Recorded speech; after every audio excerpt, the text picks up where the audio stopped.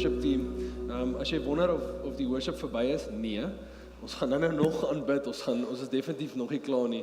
Ons swaai die diens 'n klein bietjie om vanoggend. As jy my nie ken nie, hallo, my naam is Kobus, ek's getroud aan een vrou, Elisa, en ek het 2 kids, Ezra en Sion, amper 4 en amper 2, en is my lekker met jou te praat vanoggend. Ons swaai die diens 'n klein bietjie om, ons gaan nagmaal gebruik saam vandag, so dis 'n baie special oggend, en ek vertrou dat die Here ons gaan kom help, dat die Heilige Gees ons vanoggend sal kom help, om iets te sien van wie die seun is, van wie Jesus Christus is, en dat hy vir ons kom, die Engels is illuminate, vir ons kom verhelder, wie die seun is, en wat hy gedoen het aan die kruis, en in die graf, en daarna in sy mense. Is jy opgewonde oor dit? Jawel. So, ons spring weg met 'n nuwe reeks vandag, wat ons noem, baie kreatief genoem, Holy Spirit. Dit gaan oor die Heilige Gees. Ons gaan praat oor die Heilige Gees. As jy nie weet nie, na Paasfees is dit 50 dae. Dan is daar hierdie spesiale dag in die kerkkalender wat ons noem Pinkster, wat ons vier die koms van die Heilige Gees, die geboorte van die kerk en die bemagtiging van die kerk om die evangelie uit te dra na die wêreld toe. As jy gewonder het hoekom 50 dae, hoekom noem ons dit Pinkster? Wel, die Engels is eintlik bietjie beter. Pentecost, Penta 50, okay, 50 dae na Paasfees is Pentecost. En in oploop tot dit gaan ons 'n reeks doen, en op week 4 van hierdie reeks het ons die Pinkster week wat ons vier. Ek wil gou vir jou sê wat ons gaan doen. Vandag praat ons oor wie die Heilige Gees is, die persoon van die Heilige Gees, sy persoonlikheid, hoe is hy, wat doen hy, wat is sy identiteit, wat is sy natuur. Ons praat vandag daaroor. Volgende week gaan ons 'n bietjie praat oor die belofte van die Vader. Die Heilige Gees het nie net opgedaag in die Nuwe Testament nie, hy is nog altyd daar. Maar die Vader kom en hy gee 'n belofte deur die skrif. Deur die hele Bybel is al hierdie beloftes en hierdie profeseë dat die Heilige Gees iets sal doen en dat die Vader iets sal kom doen vir sy mense, en die Heilige Gees het 'n kritiese rol in dit. Week 3 praat ons oor Jesus as die doper van die Heilige Gees, of die doper in die Heilige Gees. Ons praat bietjie oor die doping van die Heilige Gees en hoe, net soos wat ons in water gedoop word, word ons in die Heilige Gees gedoop. Hy is in my, maar ek word in hom gedoop. Die wiskunde maak nie sin nie, maar moenie worry nie, dit doen vir God. Sy ekonomie is ook anders as ons, nê. Vir hom wat min is wat vir ons min is vir hom baie. So dit hoef nie vir ons sin te maak nie. Dis week 3 en week 4 op Pinkster gaan ons praat oor hoe maak ek en jy 'n verhouding los met die Triniteit en die Heilige Gees se rol in daai koneksie en elke persoon van die Triniteit, Vader, Seun, Heilige Gees. En ek is verskriklik opgewonde oor hierdie reeks. Ek is seker van my mees gunsteling topics is die Heilige Gees. En sy bediening is vir my so beautiful, want sy bediening is om die Seun vir ons te wys. Dit is wat die Heilige Gees doen. So, ons gaan inspring met dit. Ek wil begin deur vir jou te verduidelik wat hy nie is nie. Is dalk die maklikste om vir jou te verduidelik wie hy is, deur vir jou te wys wat hy glad nie is nie. Wat is die misverstande oor hom? Net om te sê, ek dink daar is 'n klomp misverstande oor die Heilige Gees. Kan enigiemand saamstem?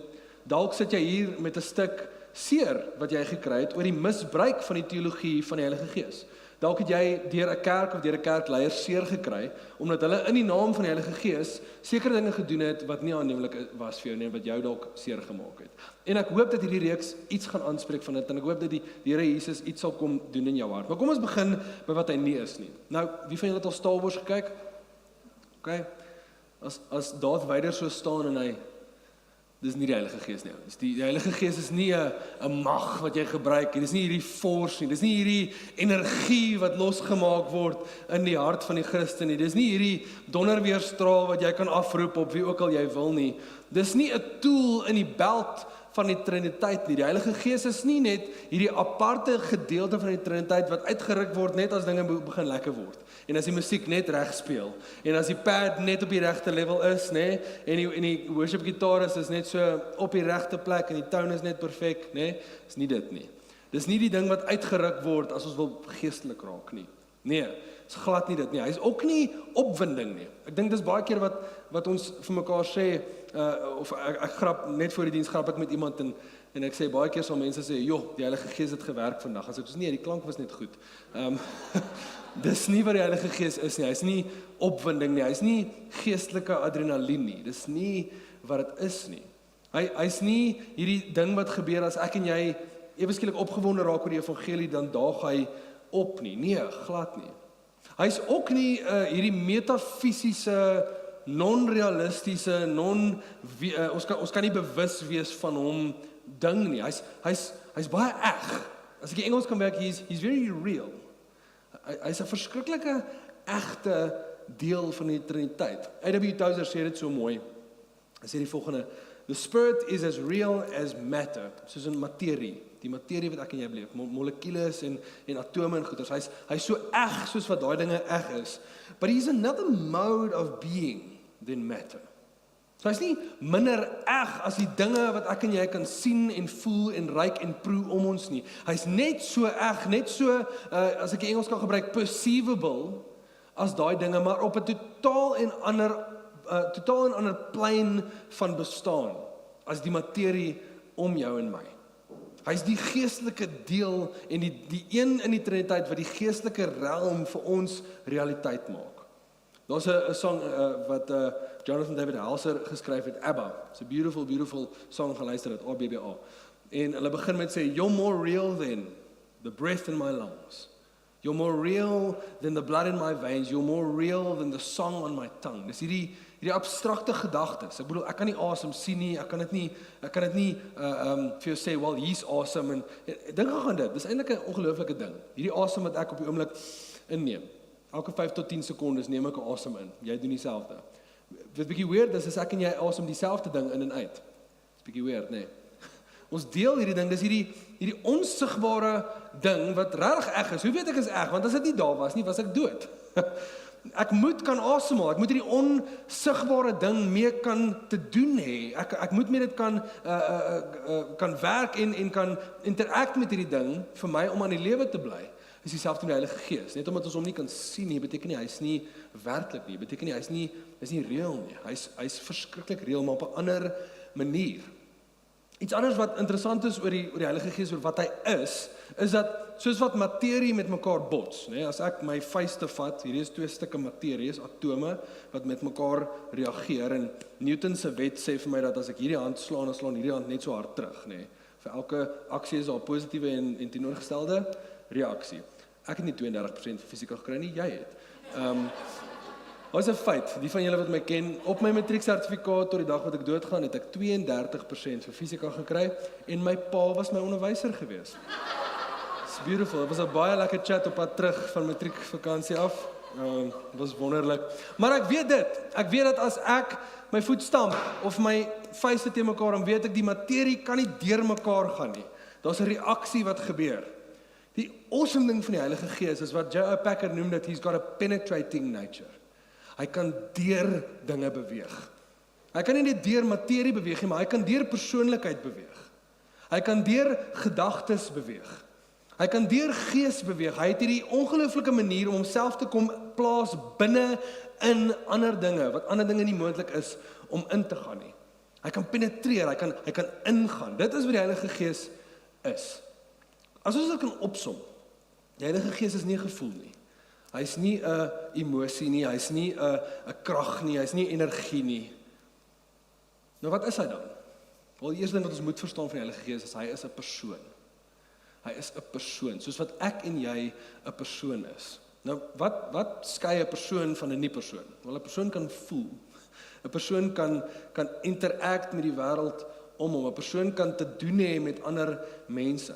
En as jy in die Bybel inklim, en ek gaan deur hierdie vlieg vandag, as jy my wil volg in jou Bybel, is jy welkom. Ek sit as Prins nie hierdie op die skerm nie, want ek wil graag hê jy moet met jou Bybel engage, en jy moet notas maak, en gaan sit by die huis, en gaan werk deur hierdie skrifte.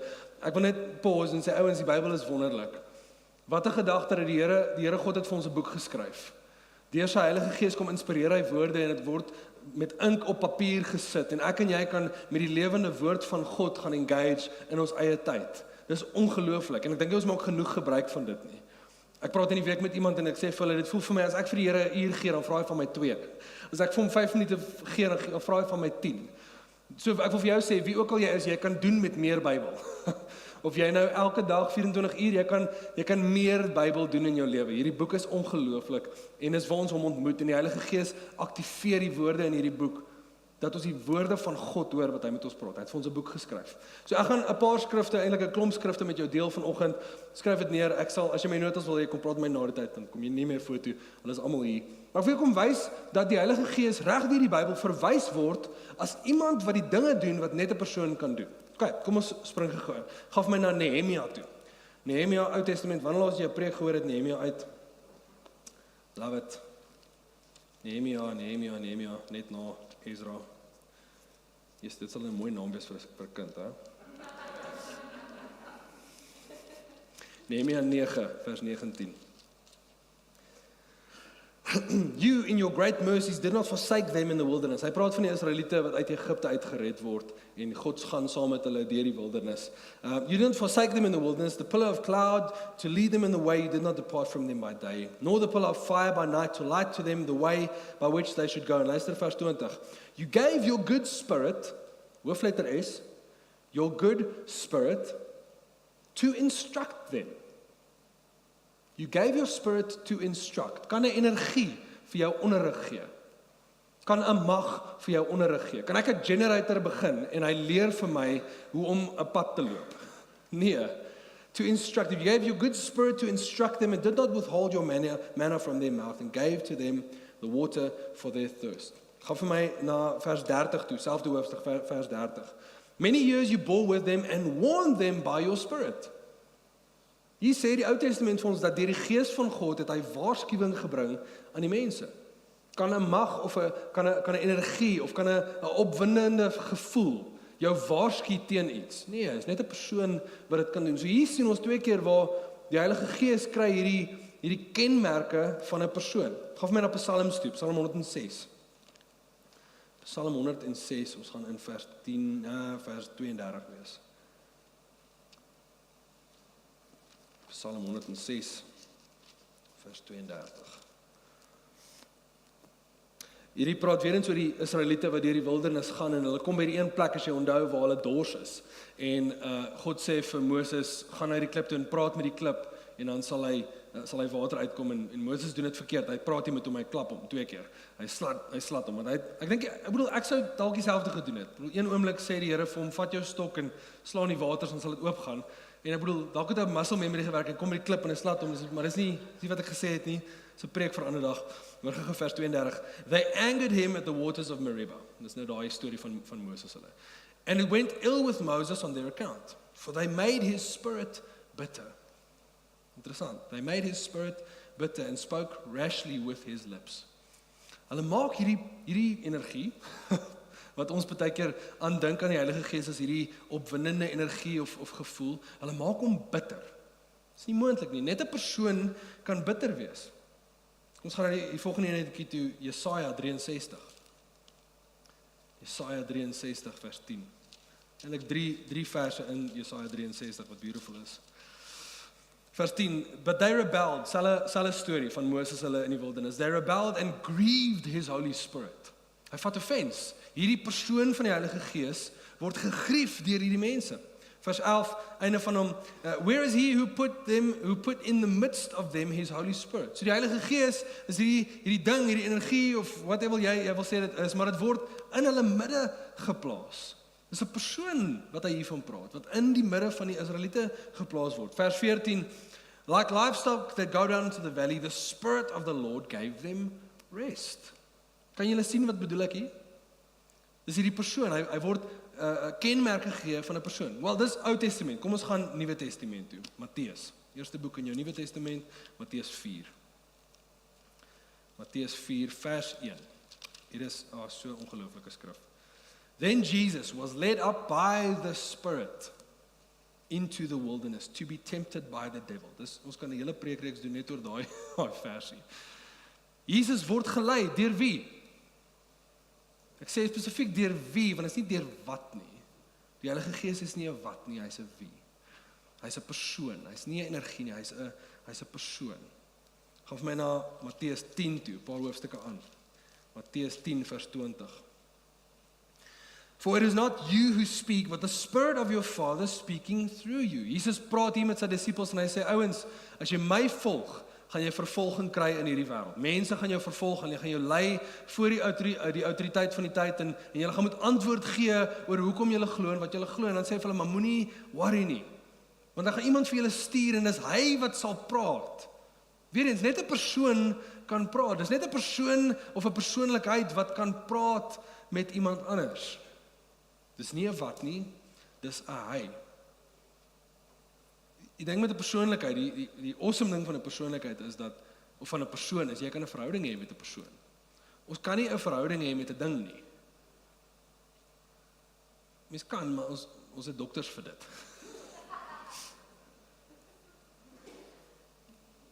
Die feit dat die Heilige Gees van God 'n persoon is, behoort vir jou en my 'n teken te wees dat daar 'n ken aspek is aan hierdie persoon.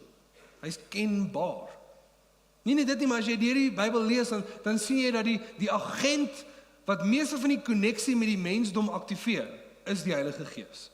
Jesus kom loop vir so 30 jaar hier, wat hy koneksie bou met mense, 1 tot 1, gesig tot gesig.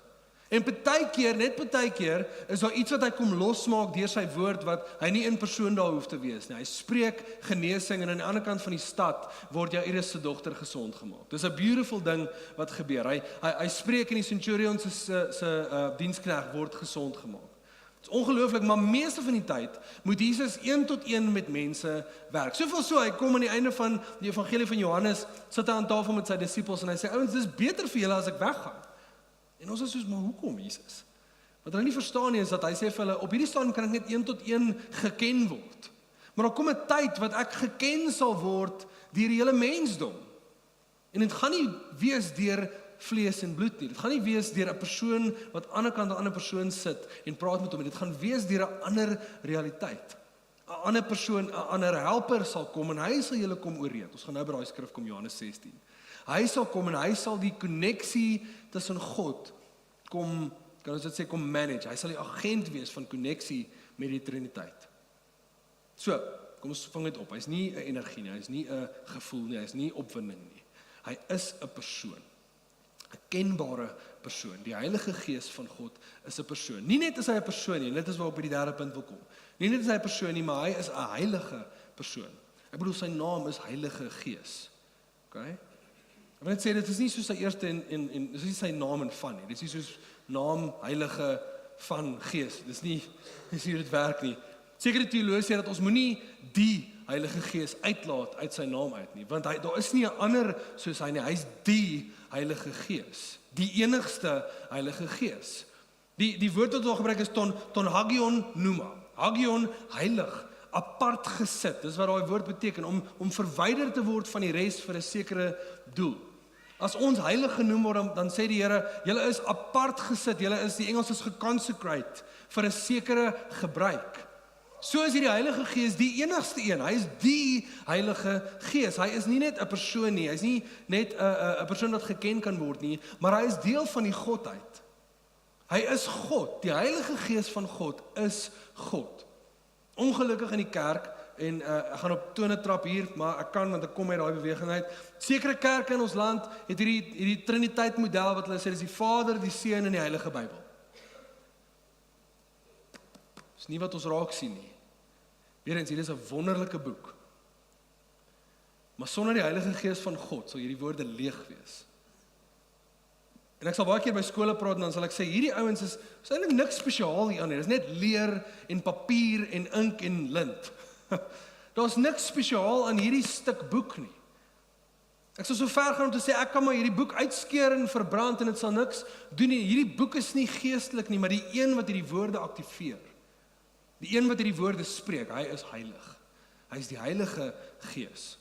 Ek wil gou vat na 'n paar skrifte toe waar die Heilige Gees van gepraat word, nie net as 'n persoon nie, maar as 'n heilige deel van die Godheid. As gelyke met die Vader en die Seun. Weerens is hierdie misverstand dat ons dink die Heilige Gees is hierdie gedeelte van die Triniteit wat net uitgeruk word as dit nodig is. Nee. Hy's gelyk aan die Vader, hy's gelyk aan die Seun in status en in sy kan ek sê sy worthiness, sy waardigheid om aanbid te word. Is hy gelyk aan die Vader. Spring gou vir my na Psalm 139 toe. Julle ken hom 10:1. Dis 'n baie bekende gedig wat Dawid geskryf het. 139. Vers 7. Where shall I go from your spirit? Hoofletter S. Or where shall I flee from your presence? If I ascend to the heaven, you're there. If I make my bed in Sheol, is in die doderyk, you are there. If I take the wings of the morning and dwell in the uttermost parts of the sea, even there your right hand shall lead me, and your right hand shall hold me. If I say, surely the darkness shall cover me, and the light about me be night, even the darkness is not dark to you. The night is bright as day, for darkness is as light with you. Tim Mackey, wat 'n briljante teoloog is, en hy het 'n klomp doktorsgrade in Semitiese tale, en hy sê die Heilige Gees is nie net in almal nie, maar hy is in elke plek, hy is ook in elke tyd. Hy sê, baie mooi in Engels sê, he's not just everywhere, he's every when. And he's in every one. Waar sal ek gaan van u Gees? Hy gee hierdie alomteenwoordige natuur gee hy aan die Heilige Gees. Dawid skryf, geïnspireerd deur die Gees, oor die Heilige Gees, en hy sê, waar sal ek gaan op hierdie aarde, waar hy nie is nie. Die Heilige Gees is nie gekompakteer op sekere spasies nie. Dis letterlik hoekom Pinkster gebeur het. Pinkster is die ontploffing van die Heilige Gees, wat sy woning kom maak in die harte van mense. Maar ons moet nooit vergeet nie, dat net soos wat die Here vir Dawid gesê het, hoorie, jy gaan vir my probeer 'n tempel bou, maar ek is heel happy met my tent, dankie, want wanneer het ek ooit in huise gebly? Ek is okay om in die tabernakel te bly, ek bly nog altyd in die heelal, hier is maar net die plek waar ek jou kom ontmoet. Net so moet ek en jy nooit vergeet nie, ja, die Here kom ontmoet ons hier. Hy's in my, maar hy's ook oral. Ons praat van twee teologiese konsepte, ons praat van the transcendence of God and the immanence of God. Transcendent, hy's oral, immanent, he's here. Dis dieselfde met die Bybel is vir almal, né? Die Bybel geld vir almal dieselfde. Maar ek is mal oor om vir mense te sê, John Piper sê dit eintlik eers mooi en ek het dit by hom geleer, maar ek sal vir mense sê, die Here het vanoggend vir my hierdie gesê. Dan sal ek sien mense so half, as ek sê, dit staan in Psalm 139, maar vanoggend het hy dit vir my gesê. Dis dieselfde met die Heilige Gees, hy's oral. Maar nou in hierdie oomblik voel ek hom hier. Hy's alomteenwoordig, is 'n natuuraspek, 'n karaktereienskap van die Heilige Gees, is dat hy oral is. Gaan vir my na Psalm 104 toe, net 'n paar hoofstukke terug. 104, vers 27 tot 35. So, wat Dawid hierso doen in hierdie Psalm is, hy is besig om te reflekteer oor diere, oor donkies en ooievare en al hierdie groot diere in die see, en hy sê hierdie oor hulle, all of these, al hierdie diere, al hierdie skepsels, all these look to you to give them their food in due season. When you give it to them, they gather it up.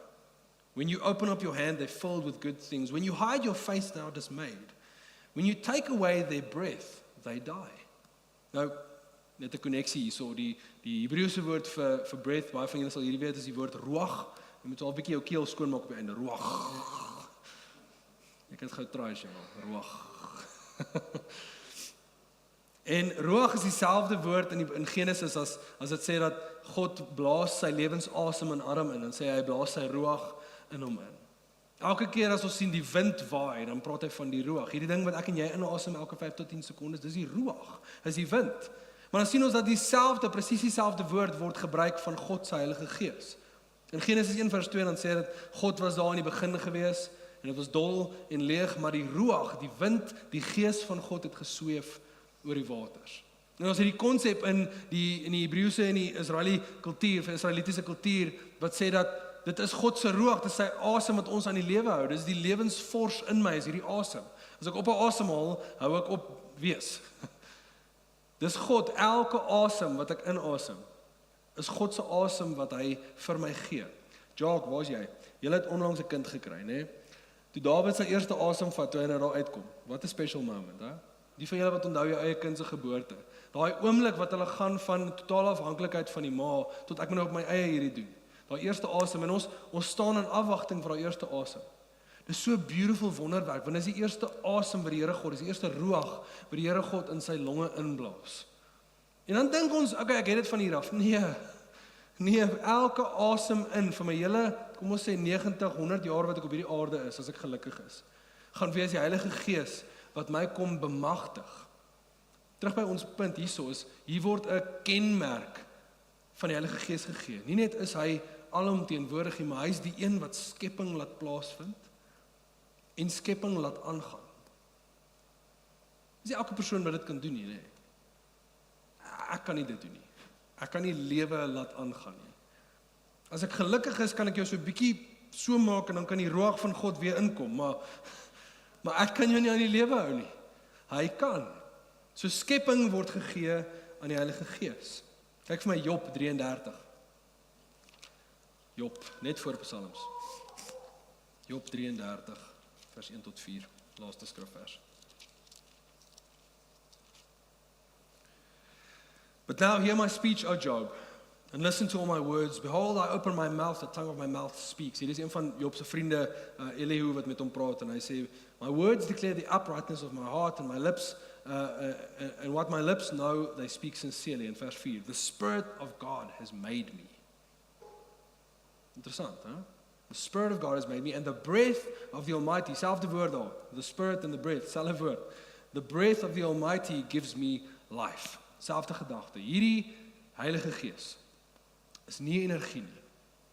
Hy's 'n persoon. Nie net as hy 'n persoon nie, hy's 'n persoon wat geken kan word, wat koneksie met die mensdom fasiliteer. Nie net as hy dit nie, hy's God. Hy's deel van die Triniteit, Vader, Seun, Heilige Gees, 3 in 1. Die wiskunde maak nie sin nie. Ek kan nie vir jou vir dit verduidelik nie. Onthou ek het 32 gehad vir fisika, maar dit maak sin vir hom. Wat's 1 + 1 + 1? Dis 1. In sy wiskunde maak dit sin. Net soos wat jy 3 in 1 is, liggaam, siel en gees, is hy 3 in 1. Die Gees is God. Die Heilige Gees is God. En hy's waardig om aanbid te word. A.W. Tozer sê so mooi, hy sê, there's an unseen deity among us. Wat 'n gedagte. Hoe sê Quote, wat 'n pragtige gedagte. Dat daar 'n ongesiene of 'n onsigbare God in ons midde is. Wat oral is, maar wat kies om sy tuiste in jou en my te maak. En ons gaan nog baie praat oor dit, oor daai konsep van God wat kom, die Heilige Gees wat oral is, maar wat kom en gekonsentreer word in 'n fisiese liggaam in jou en my. Ons gaan baie nog daaroor praat, maar wat ek wil hê jy moet sien vandag is dat hy is 'n persoon wat geken kan word. Jy kan 'n verhouding hê met die Heilige Gees. En jy kan 'n verhouding hê met God wat in jou bly. Nou, dit lei ons tot die vraag, en Jacques, julle kan my so lank join, ons gaan nou weer aanbid. Dit lei ons tot die vraag, okay, as hy 'n persoon is wat geken kan word en hy's God, what is he like? Hoe sal dit voel as ek dan met hom te doen het? Hoe gaan dit wees as ek met hierdie onsigbare God te doen het? Hoe gaan dit voel? En hier wil ek weer eens backtrack na waar ek begin het, is daar's soveel misbruik gemaak van hierdie. Daar's soveel in die naam van die Heilige Gees verwoesting gesaai in die kerk. Daar's soveel seer wat veroorsaak is, en ek het lank gesukkel daarmee, want ek sien hierdie groot bedieninge van ouens wat wonderlike dinge doen in die koninkryk. Ouens wat genesing doen en profetiese woorde uitspreek, en is ongelooflike bediening wat gebeur. Maar dan kyk jy na hulle lewe en is korrupte leier en hulle leef nie op 'n manier wat God van ons verwag om te leef nie. Hulle is immoreel. Hulle is gulsig, hulle hou geld vir hulle self, hulle gebruik hierdie bediening om geld te maak. Jy weet van wie ek praat. Jy ken al die groot name in die wêreld, en ons is vinnig om te praat oor hierdie ouens en om judgment te gee oor hulle. En ek dink lank daaroor as hy. Dink lank daaroor en die Here bring my na 'n boek toe wat ek laasweek lees, 2 weke terug lees. Wat ou praat oor hierdie en hy sê, hoekom sal die Here God 'n persoon eerder as sy evangelie? Die eerste keer kom maak dit vir my sin dat die Here is besig om wanneer die evangelie gepreek te word, terwyl die evangelie gepreek word, eer die Here die prediking van sy evangelie. Ten spyte van die persoon. Hy doen dit met my, ek wil net sê. Hy doen dit nou. Ek is nie 'n perfekte persoon nie. Babbel gebars, goed. Ons wat hier voor staan, die worship team, die ouens daar agter, ons is niks spesiaal nie, ons is almal skape. Ek en jy is beide 'n skaap. Ek is dalk die rol van herder gegee vir 'n tyd, maar ek is maar net 'n skaap voor my herder. Hy is die herder, die Heilige Gees, né? En ek sê altyd, Here kom werk ten spyte van my. It's a beautiful ding as die Here ten spyte van ons kom werk. En as jy al deel was van ons vir 'n rukkie, ek eindig omtrent elke preek op hierdie plek, wat ek net sê, ek kan jou nie verder as dit vat nie. Sorry, ek kan jou nie verder help as wat ek jou tot hier toe gelei het nie. Van hier af het ons hom nodig. Want net hy kan met jou hart praat. Ek kan ook met jou gedagtes praat. Ek kan vir jou idees gee en jou skrif gee en konteks gee waarmee jy kan gaan werk, maar ek kan nie vir jou openbaring gee nie. Dis bo my pay grade. So die Here moet deur ons werk, hy moet ten spyte van ons werk. En ek wil jou vra in hierdie reeks om dalk net jou hart oop te maak, al het jy seer gekry in die verlede, deur hierdie ding, kom maak jou hart oop vir die waarheid. Jesus sê so mooi, hy is die gees van waarheid. En wanneer hy kom, sal hy waarheid kom openbaar. Terug by my vraag, hoe sal dit wees as ons te doen het met hierdie Heilige Gees? Hoe sal dit voel? What is he like? Kort antwoord, hy gaan presies wees soos Jesus.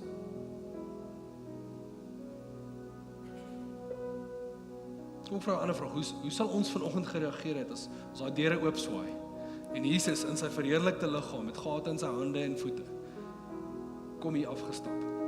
Hoe sal ons reageer? Sal jy opstaan en uit vrees hardloop vir die deur? Hoop jy so nie. Sal jy onder jou stoel wegkruip en wonder, gaan hy my seermaak? Nee. Ek weet nie van jou nie, maar ek lees my evangelies en dis nie die respons wat ek kry as Jesus by 'n vertrek inloop nie. Inteendeel, die mees gebroke mense vind hulle tuiste by hom. Die mees gebroke mense voel gemaklik by hom. Hy spandeer meeste van sy tyd by mense wat niks soos hy is nie, met sondaars. So hoe sal dit wees as die Here Jesus hier instap? Wel, ek dink dit sal voel soos perfekte liefde wat in ons midde kom staan. En dieselfde is waar van die Heilige Gees. Onthou, jy kan hulle nie skei nie. Dis weer as ons metafore van die Triniteit maak nie, is nie genoeg nie. Jy het al gehoor van die eier, né? Nee, dis die dop en die wit en die geel. Ek sê ja, dis fantasties, maar ek kan daai elemente skei. Ek kan die dop hier sit en die geel daar sit en die wit hierso sit. Jy kry actually 'n tool om dit te doen. Ander mense sê nee, die ys en stoom en water. Ek sê ja, dis fantasties, maar hy kan net een op 'n slag wees. Wys vir my dat in een fisiese spasie, 1 sentimeter by sentimeter by sentimeter, dat jy water en ys en 'n vloei en gas het. Jy kan nie. Ons metafore val plat. Jy kan nie die Vader, die Seun en die Heilige Gees skei nie. Wat vir my sê dat wanneer die Heilige Gees opdaag en wanneer ek te doen het met hom en wanneer hy met my praat, dan gaan ek voel wat dit voel om in die teenwoordigheid van die eterniteit te wees. Hy gaan wees presies soos Jesus. En as jy jou evangelies lees, as jy in die skrif inklim en jy herken vir Jesus en jy te doen met hom, let op, want dit is wat die Heilige Gees jou aan gaan herinner. Wanneer jy buite die woord met hom te doen het. Dis al hoe hy praat. Hy kom bevestig wat hy klaar gesê het. Dis hoe hy gaan wees. Ons 'n pragtige metafoor, weer eens wat J.I. Packer vir ons gee. Ek sê gisterand vir die gebedspan, ek's baie lief vir J.I. Packer. Hy's 'n totale cessationalist, wat beteken hy glo nie in die gawes van die Gees nie. Hy glo dit het gestop met die apostels, maar sy teologie oor die Heilige Gees is spot on. En hy sê die Heilige Gees het wat hy noem 'n floodlight ministry. Weet jy wat 'n floodlight is? Wie van julle is lief vir tuinwerk? Jy het 'n mooi tuin. Floodlight is daai liggie wat jy in jou tuin sit. Jy steek hom weg. Jy moenie die lig self kan sien nie. En hy skyn so op teen jou palmbome. En hy skyn so op teen jou huis. J.I. Packer sê dit is die bediening van die Heilige Gees. Dis die onsigbare deel van die eterniteit wat die lig kom skyn op Jesus. Dis wat hy doen. Dis nie my idee nie, blaai vir my na Johannes 15 toe, ons gaan met 2 skrifte afsluit en dan gaan ons aanbid en die nagmaal saam gebruik. Johannes 15. Ek wil ook net sê, as jy vra het oor die Heilige Gees, ek dink 'n ongelooflike plek om te begin is die evangelie van Johannes, waar 'n groot chunk van Jesus se tyd met sy disippels word afgebyt in die lering van die Heilige Gees en wat die Heilige Gees sal kom doen en hoe hy sal wees. Johannes 15 vers 26. It is Jesus wat praat. Hy sê, when the helper comes, die Heilige Gees, whom I will send from the Father, the Spirit of truth, who proceeds from the Father, he will bear witness about me. Sien jy die vervlegging wat gebeur tussen die Vader en die Seun en die Heilige Gees? He will bear witness about me. And you also will bear witness because you have been with me from the beginning. Gaf my een hoofstuk aan, hoofstuk 16, vers 13 tot 14. When the Spirit of truth comes, he will guide you into all the truth. For he will not speak on his own authority. Whatever he hears, he will speak and he will declare to you the things that are to come. Luister hierso, he will glorify me. He will glorify me. Net as jy gewonder het nog oor die persoon gedeelte wat ek by begin het, die feit dat Jesus hom noem, hy sal kom. Nie dit sal kom nie, hy sal kom. En as jy, is eintlik fascinating, ek het 'n artikel gelees oor die Griekse opstelling van hierdie, tot op hierdie punt, as daar verwys word van die heilige, van 'n gees, of Heilige Gees, in die Griekse, kan ek sê, spelreëls en die taalreëls van hulle tyd, is dit eintlik 'n neutrale vorm. Wat beteken dit moet 'n dit wees? Dis 'n neuter. Dis 'n dit. En dan kom Johannes en hy maak 'n spelfout. En hy commit tot sy spelfout, oor en oor en oor, en hy noem die Heilige Gees nie 'n dit nie, maar 'n hom. Dis 'n teologiese stelling wat hy maak, as 'n persoon. He will declare what is mine and declare it. He will take what is mine and declare it to you. En dis waarvoor ek vertrou vanoggend, regtig. Dis weer eens waar ek jou kan vat, is die konteks. En ek vertrou die Heilige Gees om sy bediening nou te kom laat plaasvind. En ons gaan die nagmaal gebruik om dit reg te kry. As ek 'n vinnige woord oor hierdie kan sê, kan ek jou vra om saam met my te staan so lank. Ek dink die nagmaal is ongelooflik, is 'n wonderlike ding wat die Here vir ons gegee het, maar ek dink ook, baie keer verstaan ons nie wat ons doen met die nagmaal nie. Baie keer verstaan ons nie regtig wat dit beteken nie. En ons gaan ietsie doen, nog 'n stukkie heilige chaos gaan wees. Ek wil jy almal moet gaan uitgaan en 'n kelkie en 'n broodjie kry en gaan kry weer jou sitplek. Want ek wil jy ons moet saam nagmaal gebruik vandag. 'n Bietjie konteks gee aan hierdie, en ek vertrou dat soos wat ons die nagmaal gebruik, dat die Heilige Gees van God dit sal kom werklik maak vir ons. Dat hy die geestelike realiteit van die nagmaal vir ons kom eg maak. En dat die Here Jesus Christus in die spotlight geplaas sal word, soos wat ons dit doen. So, ek wil vra om uit te beweeg. Die band gaan vir ons lekker musiek maak en jy kan so lank uitbeweeg, kry vir jou kelkie, paas aan. Ons gaan gou 'n paar oomblikke van heilige chaos hê, dis okay.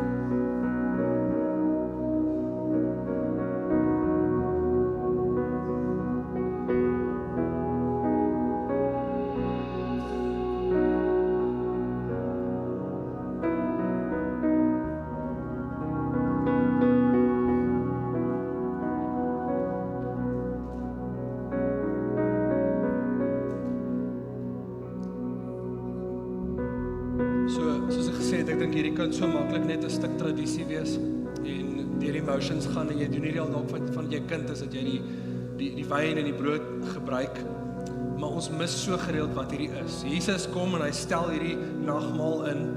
Die nagmaal is 'n mooi woord, maar die Engels weer eens doen vir my soveel beter. This is the communion. Dis die gemeenskap met die Here.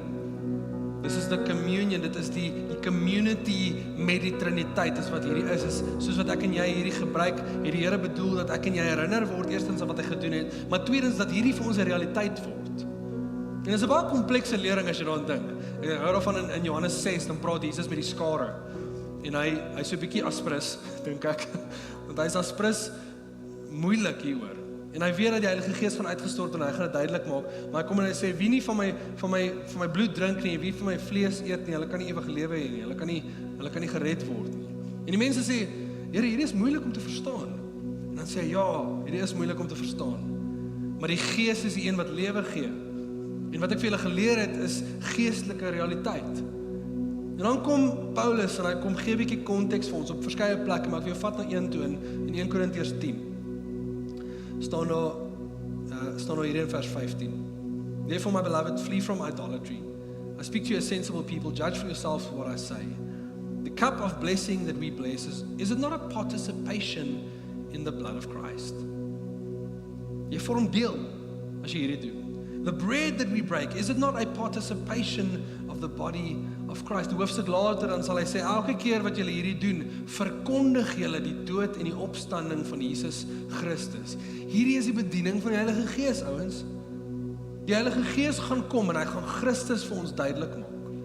So wat ek wil hê ons moet doen vanoggend, is soos wat jy met dit staan, ons gaan saam gebruik. Is vat die brood. Hou die brood vas as jy kan. En vat dit en breek dit voor jou.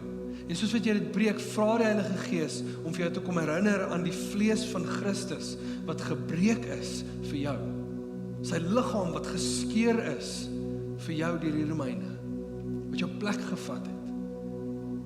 Heilige Gees, ons kom bid dat soos wat ons hierdie nagmaal elemente gebruik het, U vir ons sal kom laat deelneem aan U passie, Here, aan your passion. Father, I pray that you would just come and make this real to us this morning. En dan vat jy die brood en jy eet dit. En soos wat jy hierdie brood eet en sluk, en soos wat dit in jou mond is en jy kan voel, gaan dit by jou keel af. Bid dat die Heilige Gees die evangelie so eg vir jou sal maak, dat hy sy teenwoordigheid so eg vir jou sal maak, soos hierdie egte element.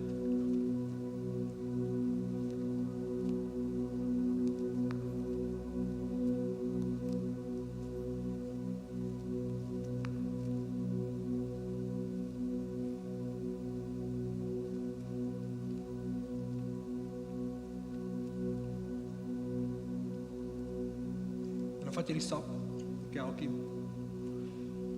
hou dit voor jou, en dan gaan vir 'n paar oomblikke jou alleen los as jy hierdie drink. En dan as ons klaar is met dit, gaan ek vra die worship team ons lei in worship, en ek bid dat die Heilige Gees hierdie sal gebruik om 'n stuk aanbidding te kom losmaak in ons hart. Want hierdie is nie net iets wat ons drink nie, dit is 'n fisiese simbool van 'n geestelike realiteit. Die geestelike realiteit is, die bloed van die nuwe verbond is gegiet vir jou en my. Sy bloed maak ons skoon. Sy bloed is gegiet in ons plek. So Heilige Gees, soos wat ons hierdie sap drink vandag, Vader, wil ek kom vra dat U bediening kom doen om die seën vir ons te kom helder maak.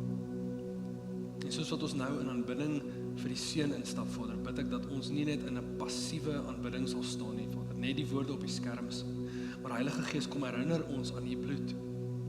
Kom herinner ons aan die kosbare bloed wat vir ons gegiet is, Vader. Kom herinner ons aan die opstanding. Jy is welkom om die wyn te drink en dan gaan ons aan dit.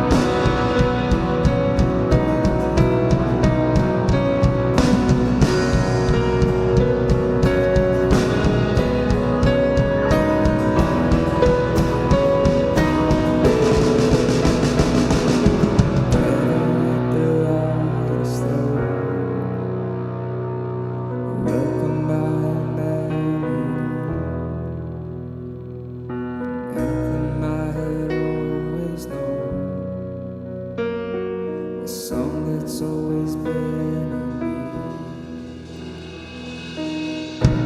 A million angels fall, face down on the floor, all to echo is the Lord. My heart can't help but sing, with all of heaven roll, forever echo is the Lord.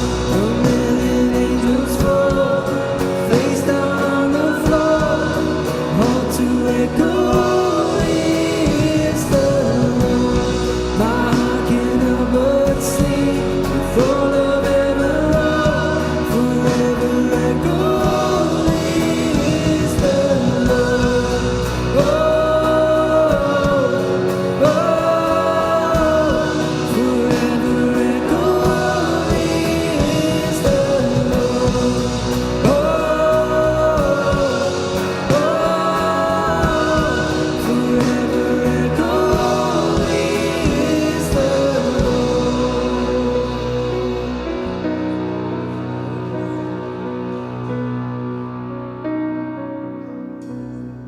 A million angels fall, face down on the floor, all to echo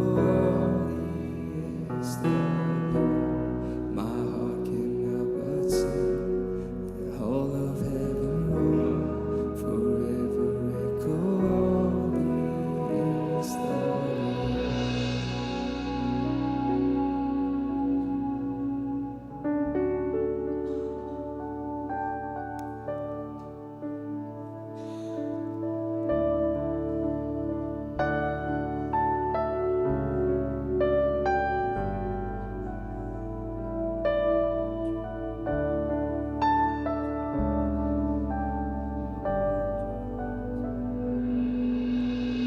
I could sing your name for all my life and still find more to love each time.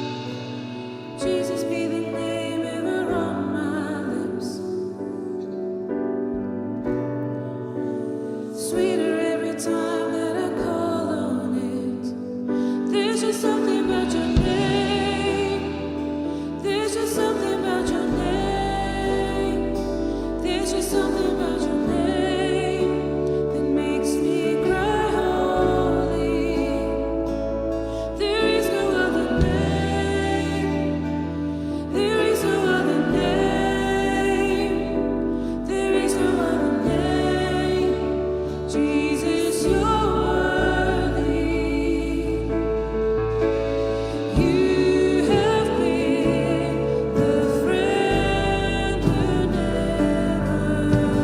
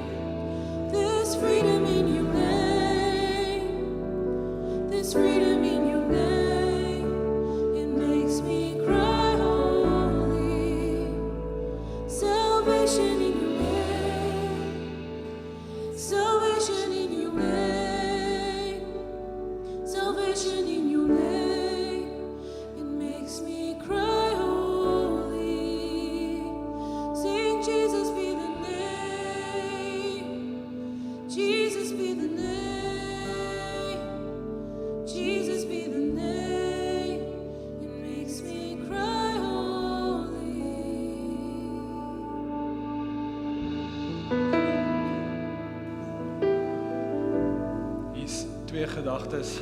Ek weet nie, wil afsluit. Helena bring 'n woord nou net van, sy sê sy sien hierdie prentjie van 'n bodybuilder.